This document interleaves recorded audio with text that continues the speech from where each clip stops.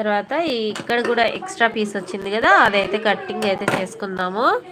ఇక్కడ కూడా మనకు ఎక్స్ట్రా పీస్ వచ్చిందండి, అది కూడా కట్ చేసుకుందాం. ఓకేనా. ఇప్పుడు సైడ్ జాయింట్స్ అయితే ఉన్నాయండి, అంతా అయిపోయింది. చాలా అంటే చాలా నీట్ ఫినిషింగ్తో వచ్చింది.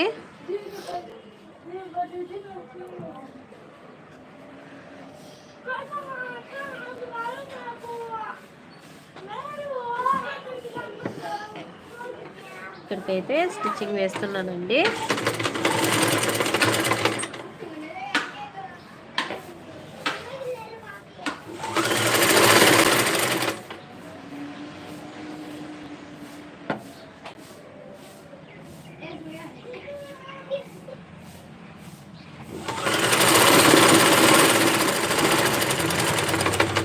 ఇక్కడ వర్క్ అయితే వచ్చేసింది కదా. తర్వాత ఇది ఇలా పెట్టుకొని తర్వాత ఇక్కడ నుంచి మన హ్యాండ్ లూజ్ ఎంత ఉందో ఒకసారి చూసేసుకుందాం. నా హ్యాండ్ లూజ్ వచ్చేసి కొంచెం టైట్గా ఉంటుంది తనకి, నాల్తే పెట్టానండి. ఇక్కడికి అయితే పెడుతున్నాను. ఒకవేళ తనకి లూజ్ అంటే కనుక తర్వాత కుట్టు అనేది వేసుకుంటాను అనేసి చెప్పింది.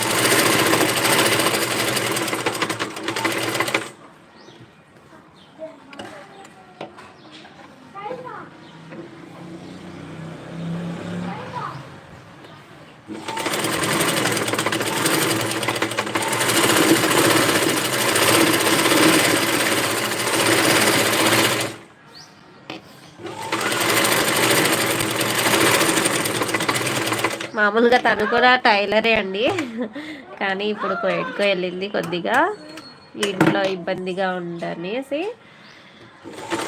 కానీ చాలా మంచి పాప అండి.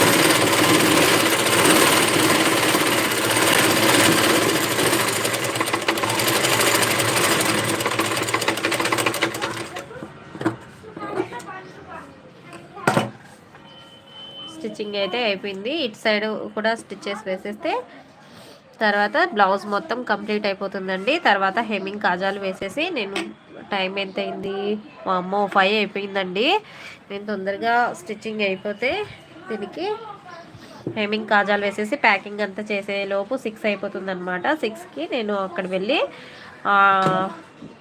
అదే అంటాను కదా, DTDCనో ఏందో అంట కదా, అది చేయాలన్నమాట. వెళ్ళి సౌమ్యక్కతోటి వెళ్తున్నానండి. తను చూపిస్తాననింది ఒకసారి అయితే. తను ఒకసారి చూపిస్తే నేను తర్వాత మీకోసం నేనే వెళ్ళి చేసేసి వస్తానన్నమాట. ఓకే.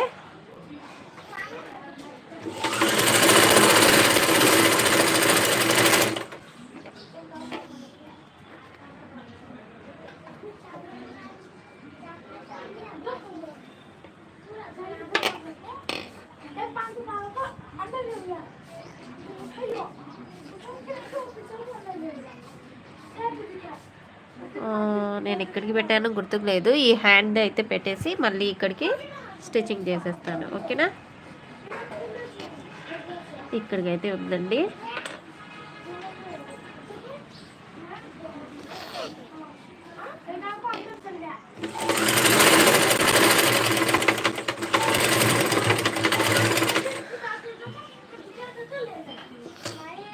ఒకవేళ తనకి టైట్ ఉన్నా కూడా అడ్జస్ట్మెంట్ చేసుకుంటాలే అనేసి చెప్పింది.